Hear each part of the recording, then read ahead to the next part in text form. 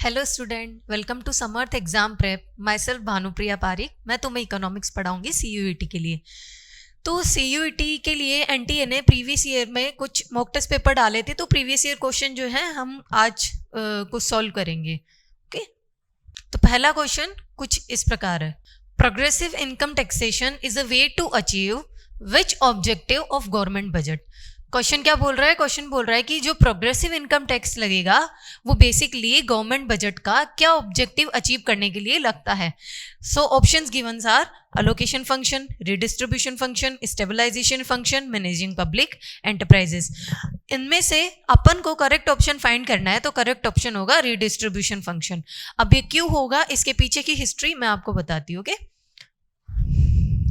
सबसे पहले गवर्नमेंट की पॉलिसीज होती है। ओके, गवर्नमेंट जब पॉलिसी इंप्लीमेंट करती है तो गवर्नमेंट की दो पॉलिसी होती। पहली तो होती है रेवेन्यू पॉलिसी, ओके, या इसको टैक्सेशन पॉलिसी भी बोल सकते हो। दूसरी होती है expenditure policy.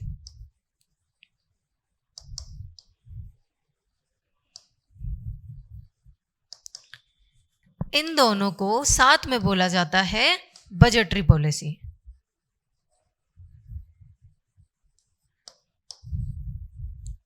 And these budgetary policy are categorized into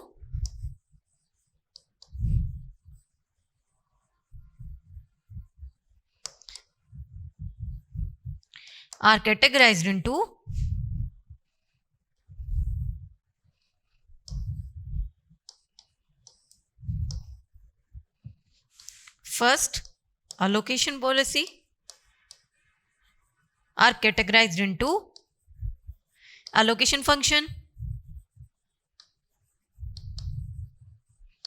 distribution function,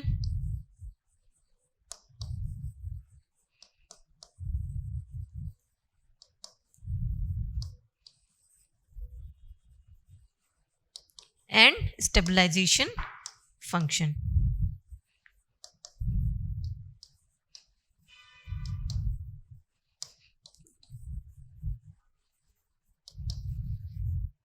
okay students, अब first come to allocation function. Basically allocation function होता क्या है? ओके, अलोकेशन फंक्शन मतलब है गवर्नमेंट जो है बजटरी पॉलिसी के थ्रू इस तरीके से वर्क कर रही है, अलोकेट कर रही है रिसोर्सेस को।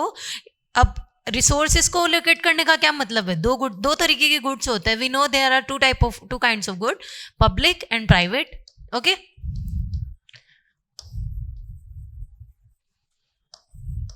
सो इनको किस तरीके से गवर्नमेंट अलोकेट करे to maximise the welfare. Okay, for maximisation of welfare government इन रिसोर्सेज को किस तरीके से अलोकेट करे बजटरी पॉलिसी के अंडर, ताकि रिसोर्सेज को मैक्सिमाइज करे और वेलफेयर जो है वो मैक्सिमाइज हो। Okay, so public good as we all know, public good basically क्या होते हैं? Those types of goods which are available to public by government.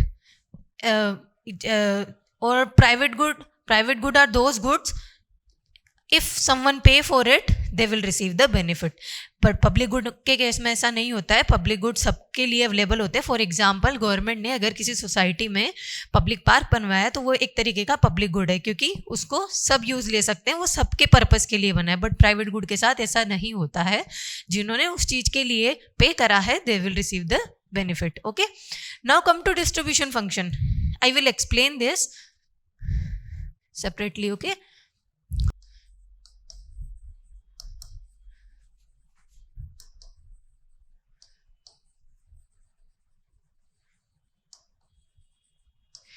अब डिस्ट्रीब्यूशन फंक्शन ऑफ गवर्नमेंट क्या होता है? बेसिकली ये इस तरीके से होता है। सपोज अब गवर्नमेंट ने अगर रिसोर्सेस को अलोकेट करा तो गवर्नमेंट के पास इकोनॉमिक ग्रोथ होएगी। अब गवर्नमेंट के पास अगर इकोनॉमिक ग्रोथ होएगी तो इसका मतलब है इकोनॉमिक ग्रोथ के साथ लोगों की इनकम भी बढ़ेगी। अगर इनकम बढ़ेगी तो इससे ये अपन प्रेडिक्ट कर सकते हैं कि अगर इनकम बढ़ेगी तो रिच के पास ज्यादा इनकम हो जाएगी as compare to poor people. Okay, as compare to poor people. तो इस चीज को स्टेबलाइज करने के लिए, to stabilize this situation, government क्या करेगी? इस सिचुएशन को स्टेबलाइज करने के लिए गवर्नमेंट क्या करेगी? जिन लोगों की इनकम हाई है उन पे क्या कर देगी? टैक्सेशन लगा देगी। ओके, जिसकी वजह से क्या होगा? इनकी इनकम जो है वो रिड्यूस्ड हो जाएगी। ओके, इनकम रिड्यूस्ड हो जाएगी। अब टैक्सेशन के थ्रू जो भी इनकम जनरेट हुई है वो गवर्नमेंट यूज करेगी for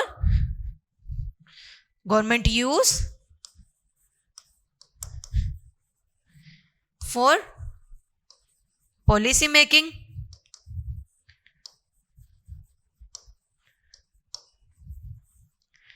for welfare of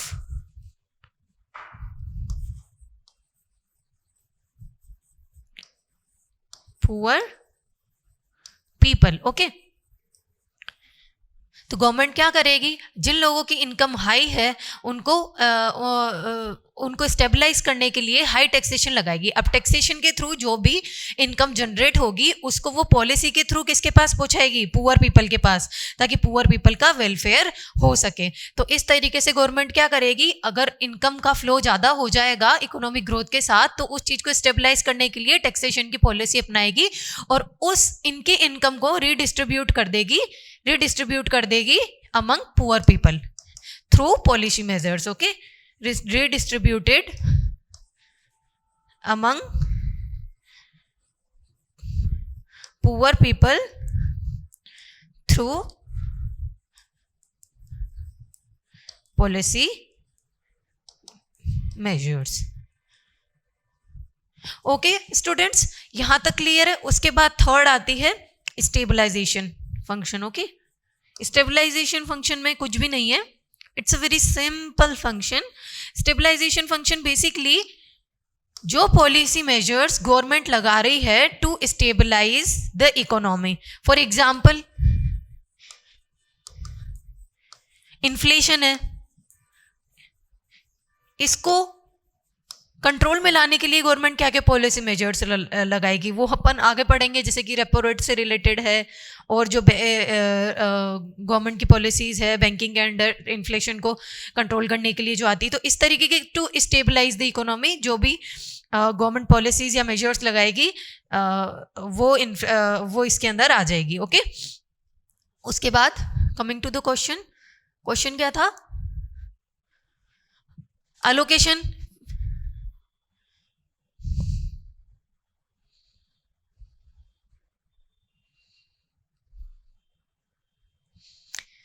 We have studied about allocation function. Answer is redistribution function. Okay, stabilization function मैंने अभी आपको बताया। तो उसके बाद आता है मैनेजिंग पब्लिक एंटरप्राइजेस। तो जो मैनेजिंग पब्लिक एंटरप्राइजेस है एक्चुअली ये अलोकेशन फंक्शन के अंदर कंसिडर हो जाता है। तो correct answer is redistribution function. Now coming to the next question student. Okay,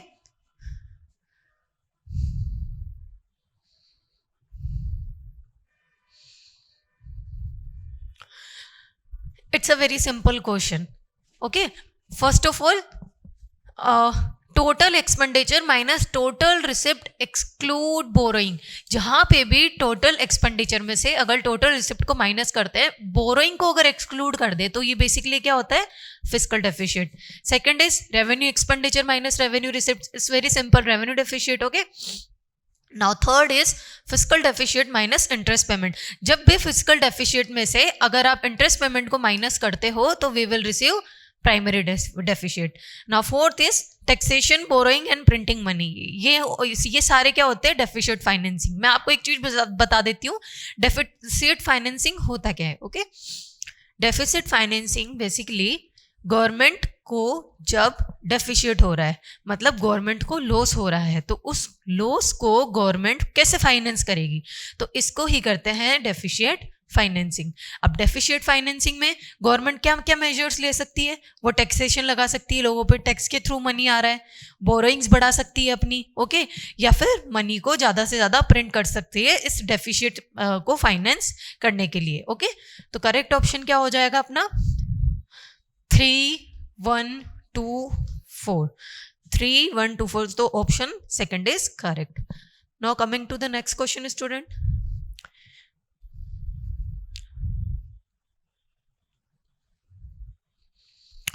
Interest receipt on account of loans by the central government is an example of interest receipt.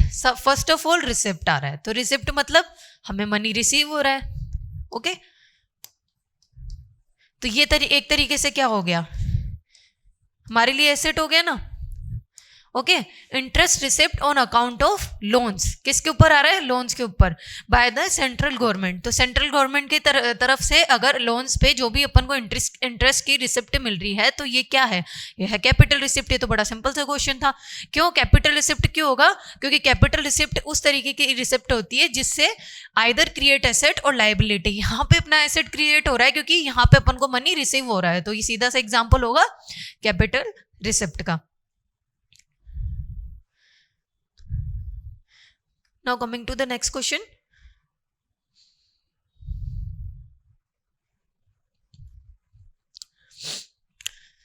The labor which is sold and purchased against wages. Labour को खरीदा या बेचा जा रहा है किसके respect में, wages के रेस्पेक्ट में. अगर इस तरीके से क्वेश्चन आए तो इसका आंसर होगा वेज लेबर. क्यों होगा, क्योंकि लेबर को आप खरीद या बेच रहे हो किसके रेस्पेक्ट में, वेजेस के रेस्पेक्ट में. फॉर एग्जांपल दिन के हिसाब से या घंटे के हिसाब से अगर लेबर को वेजेस दिए जाते हैं तो ऐसे लेबर किस में फॉल होता है, वेज लेबर के अंदर. देखो वेज रेट क्या होता है, ये ऑप्शन क्यों नहीं होगा, ये ऑप्शन इसलिए नहीं होगा क्योंकि वेज रेट होता है वो रेट जिस पे लेबर को वेजेस दिए जाते हैं, तो ये तो ऑप्शन कहीं रिलाय नहीं कर रहा है. Okay second is labour services. Labour services like services available, जैसे फैक्ट्री में अगर आप लेबर लगा रहे हो किसी फॉर एग्जांपल नरेगा में जो लेबर लग रहे हैं तो ये भी नहीं होगा, ये भी कहीं से रिलाई नहीं कर रहा. वर्कफोर्स क्या होती है, total population participation in work. तो this is also will not the option, so correct option will be wage labor. Okay student, now coming to the next question. This question is a very good question, you know. ऐसा क्यों, क्योंकि see consumer price index, सबने consumer price index पढ़ा होता है, everybody knows about it, but जब question आ जाता है ना तो पता नहीं चलता कि ये चीज होगी नहीं होगी. तो देखो मैं इस क्वेश्चन को अच्छे से एक्सप्लेन करूंगी. कंज्यूमर क्वेश्चन क्या बोल रहा है, the consumer price index in the index of prices of given basket of a commodity which are bought by the representative consumer, which of the following statement is not true. यहाँ पे true नहीं पूछ रहा है, यहाँ पे not true पूछ रहा है. तो first option is consumer price index is generally expressed in percentage term. इस चीज के लिए सबसे पहले सीपीआई का फॉर्मूला क्या होता है, सीपीआई का फॉर्मूला होता है P1 अपॉन P0 इंटू 100. तो ये तो परसेंटेज टर्म में हो गया, तो मतलब ये ऑप्शन तो नहीं होगा. Second option, cost of purchase of given basket is calculated in base year as well as current year. तो यहाँ पे जो कॉस्ट है वो ये P1 किसको रिप्रेजेंट कर रहा है, करंट ईयर प्राइजेस. ये क्या है, करंट ईयर प्राइजेस. ओके और P0 क्या है, बेस ईयर प्राइजेस. तो ये ऑप्शन भी नहीं होगा क्योंकि यहाँ पे नॉट करेक्ट पूछा है अपन से, करेक्ट नहीं पूछा है, तो ये ऑप्शन भी नहीं होगा. नाउ कमिंग टू, पहले थर्ड को छोड़ देते हैं, first come to fourth option. The weights are constant in CPI. Okay अब इस ऑप्शन में आप ये सोचोगे कि यार वेट्स तो है ही नहीं, तो मोस्ट प्रोबेबली यही होना चाहिए जो करेक्ट नहीं है, बट ऐसा नहीं है. अगर मान लो सीपीआई का फंक्शन है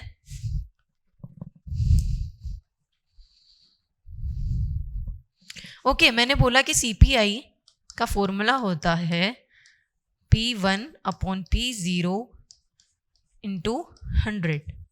अगर मैं इसको कांस्टेंट टर्म से ऊपर या नीचे मल्टीप्लाई कर देती हूँ, सपोज 10 यहाँ 10 यहाँ, तो बेसिकली ये 10 क्या है, these are the weight attached to the price indices of current year and base year. तो अगर ये नहीं भी हो तो भी फर्क पड़ेगा ओवरऑल सीपीआई की वैल्यू पे, नहीं पड़ेगा. चाहे मैं यहाँ पे 10 की जगह 100 कर दूं, 200 कर दूं, 500 कर दूं, इसकी वैल्यू पे कोई फर्क नहीं पड़ेगा. तो वेट्स क्या हो गए, कांस्टेंट हो गए, तो ये ऑप्शन भी नहीं होगा क्योंकि ये करेक्ट है.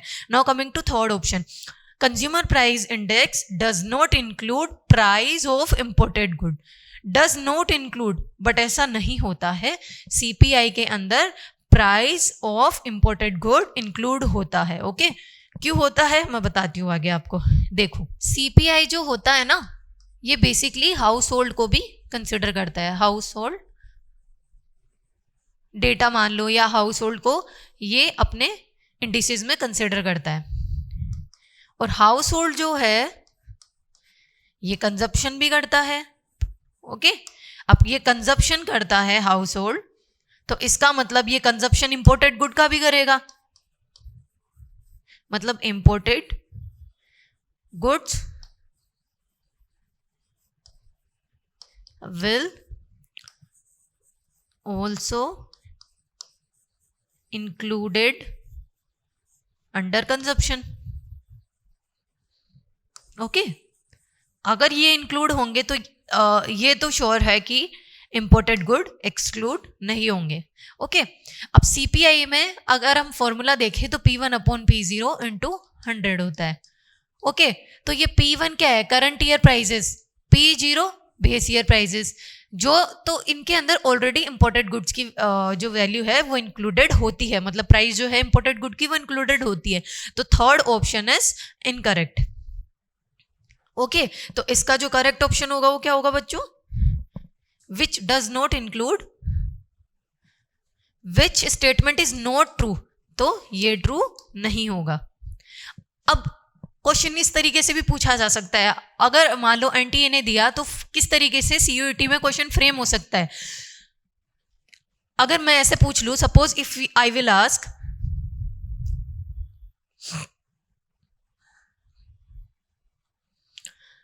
अगर मैं इस क्वेश्चन को इस तरीके से पूछूं, जीडीपी डिफ्लेटर में विच component does not include under GDP deflator, और मैंने ऑप्शन दे दिए, तो आपको किस तरीके से आइडेंटिफाई करना है, आपको आइडेंटिफाई करना है कि जो जीडीपी डिफ्लेटर है उसमें इंपोर्टेड गुड्स कभी भी इंक्लूड नहीं होते हैं, जबकि सीपीआई में इंक्लूड होते हैं। अब क्वेश्चन आता है कि इंक्लूड क्यों नहीं होते, इंपोर्टेड गुड इंक्लूड क्यों नहीं होते हैं जीडीपी डिफ्लेटर के अंदर। तो इसके लिए थोड़ा सा जीडीपी डिफ्लेटर के बारे में पहले समझ लेते हैं कि जीडीपी डिफ्लेटर होता क्या है। Okay,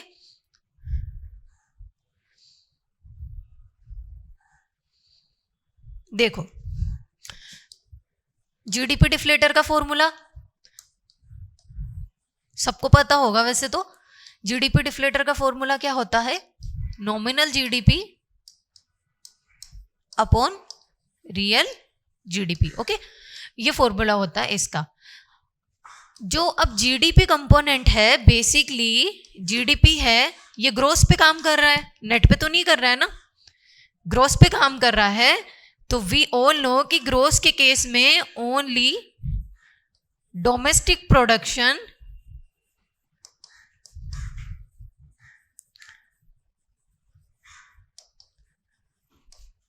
is included. ओके, हमें पता है कि इसमें सिर्फ डोमेस्टिक प्रोडक्शन ही हम लोग इंक्लूड करते हैं जब ग्रोथ की बात हो रही है। तो यहाँ पे नॉमिनल जीडीपी मतलब GDP at current prices, nominal का मतलब current year prices, real GDP मतलब जो बेस ईयर पे है, या बेस ईयर मान लो, या फिर रियल जीडीपी जो प्रीवियस ईयर में थी, नॉमिनल अभी करंट ईयर की आ जाएगी, रियल जीडीपी प्रीवियस ईयर की आ जाएगी। ठीक है, तो only domestic production is included. तो डोमेस्टिक प्रोडक्शन में इंपोर्ट तो आएगा नहीं, ठीक है, इंपोर्ट तो आएगा नहीं। अगर इंपोर्ट नहीं आएगा तो इसका मतलब इंपोर्टेड गुड्स इंक्लूड नहीं होंगे। ठीक है, तो क्वेश्चन इस तरीके से भी फ्रेम करके दिया जा सकता है।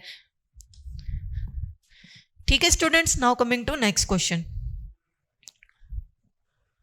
Very easy question.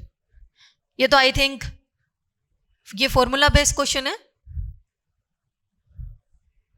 अभी अपन एक प्रीवियस ईयर क्वेश्चन किया था, उसमें दिया हुआ था प्राइमरी डेफिशिएट, मैंने बताया था किसके बराबर होता है, fiscal deficit minus interest payment. Okay, अब क्वेश्चन पढ़ते हैं। In a government budget primary deficit is given to us 10,000 crore and interest payment is given to us 8,000 crore. Okay, हमको निकालना क्या है, फिस्कल डेफिशिएट। तो इस फॉर्मूले से मैं फिस्कल डेफिशिएट निकाल सकती हूँ। ये क्या हो जाएगा, primary deficit plus interest payment.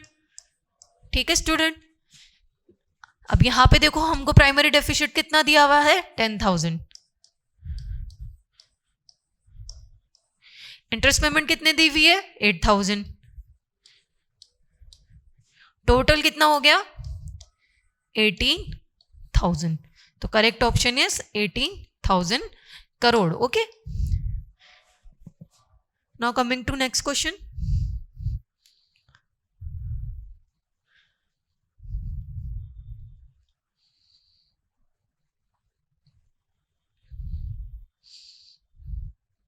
देखो स्टूडेंट, ऐसे क्वेश्चन को करने के लिए instead of looking into this portion, हमको इस पोर्शन पे लुक करना होता है, क्योंकि इससे डायरेक्ट ये चीज़ अगर पता होगी तो हम डायरेक्ट आंसर निकाल लेंगे। तो फर्स्ट ऑफ ऑल इसके लिए मैं पहले आपको कुछ की पॉइंट्स बता देती हूँ।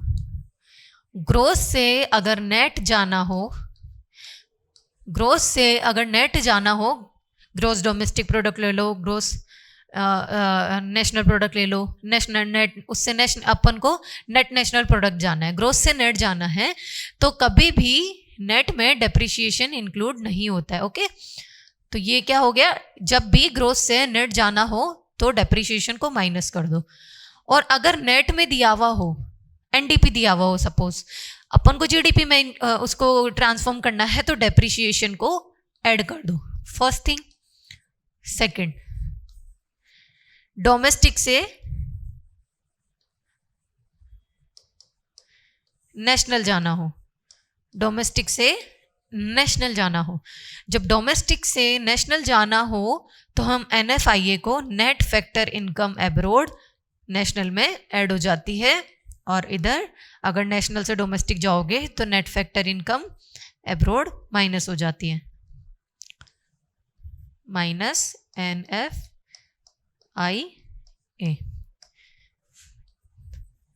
Third,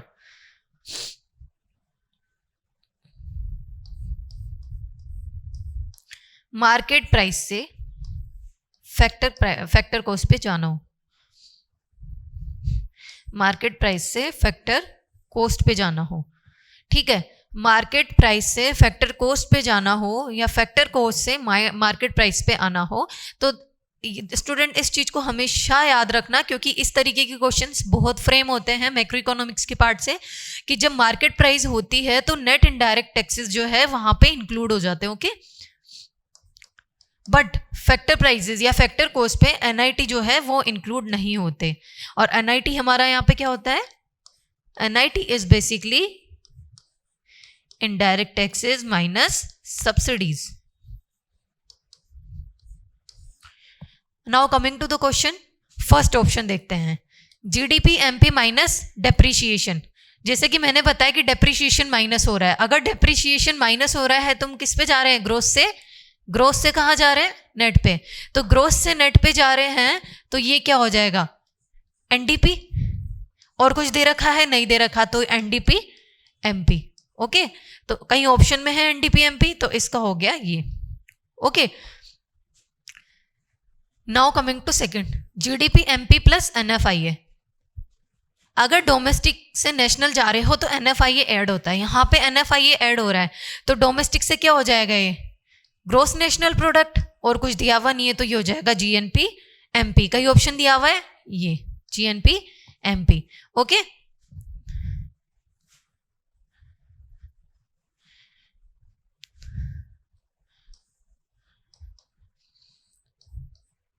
now third option, GNP MP minus NIT minus NFIA. Okay, GNP MP minus NIT, यहां से देखो एनआईटी माइनस हो रहा है तो हम क्या कर रहे हैं, फैक्टर कॉस्ट पे जा रहे हैं, तो ये एमपी की जगह क्या हो जाएगा, FC first of all, minus NFIA, NFIA भी माइनस हो रहा है, तो मतलब नेट से किस पे जा रहे हैं हम, डोमेस्टिक से, तो ये क्या हो जाएगा, gross domestic product at factor prices या फैक्टर कॉस्ट। जीडीपीएफसी कहाँ दिया हुआ है, ये। ओके, अब बचता है फोर्थ ऑप्शन, वैसे तो डायरेक्ट इसका ये हो जाएगा बट फिर भी हम निकाल लेते। Okay, GNP MP minus depreciation minus NIT, first of all depreciation minus हो रहा है, तो हम क्या कर रहे हैं, ग्रोथ से हम जा रहे हैं नेट पे, तो क्या हो जाएगा NNP, ठीक है, माइनस NIT माइनस हो रहा है, तो हम क्या जा रहे हैं फैक्टर कोस्ट पे, तो NNP FC, कहीं ऑप्शन दिया हुआ है, ये रहा। तो करेक्ट ऑप्शन क्या होगा स्टूडेंट, इसका करेक्ट ऑप्शन होगा फर्स्ट का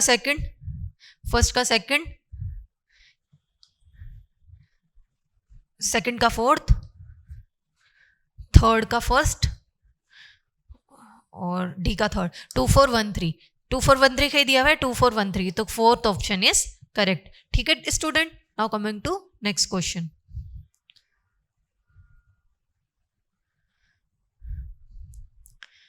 very basic question,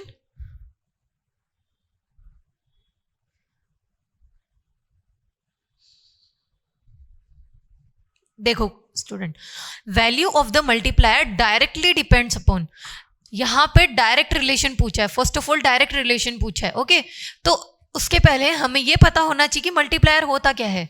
first of all multiplier किसने दिया था, कीन्स ने मल्टीप्लायर का कंसेप्ट दिया था। फर्स्ट ऑफ ऑल क्या कंसेप्ट दिया था, उसने ये कंसेप्ट दिया था 1/1 माइनस बी। बी यहाँ पे क्या होता है, मार्जिनल प्रोपेंसिटी टू कंज्यूम। इसको कैसे डिफाइन करते हैं, change in consumption upon change in income, del C upon del Y.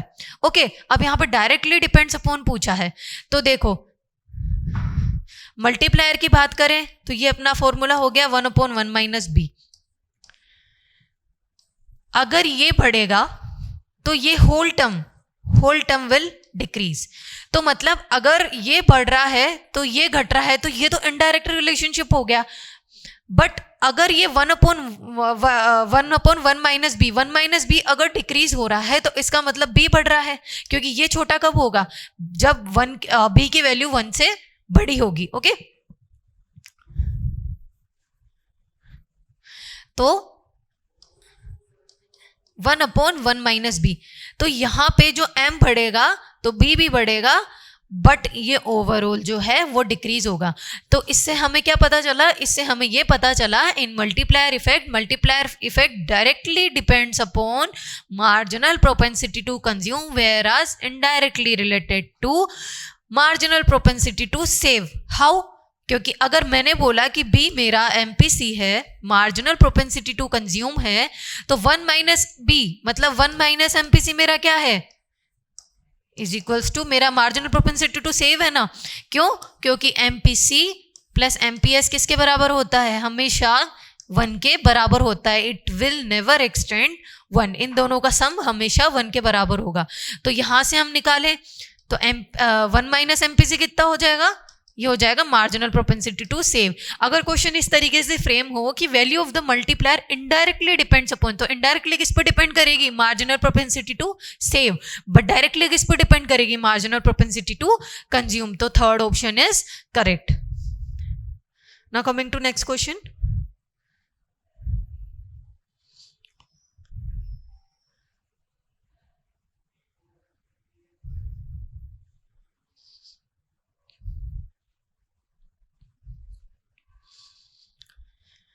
An unemployed person is one who is not able to get employment of even 1 hour in half a day.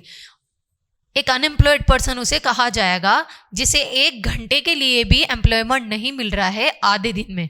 Identify which of the following is not a source of data of unemployment. Basically ये चीज आपको question को fresh करने के लिए दी हुई है। Main अपन को ये देखना है, identify which of the following is not a source of data on unemployment, मतलब अनएम्प्लॉयमेंट के डेटा कहाँ से सोर्स नहीं होता है। First of all reports of census of India, यहाँ से सोर्स होता है। National sample survey of office report of employment and unemployment situation, यहाँ से भी अनएम्प्लॉयमेंट का डेटा फ्री होता है। Third, annual reports of periodic labour force survey and data of registration and employment exchange, यहाँ से भी अनएम्प्लॉयमेंट का जो डेटा है वो सोर्स होता है। कहाँ से सोर्स नहीं होता है, economic services. So correct option is economic survey.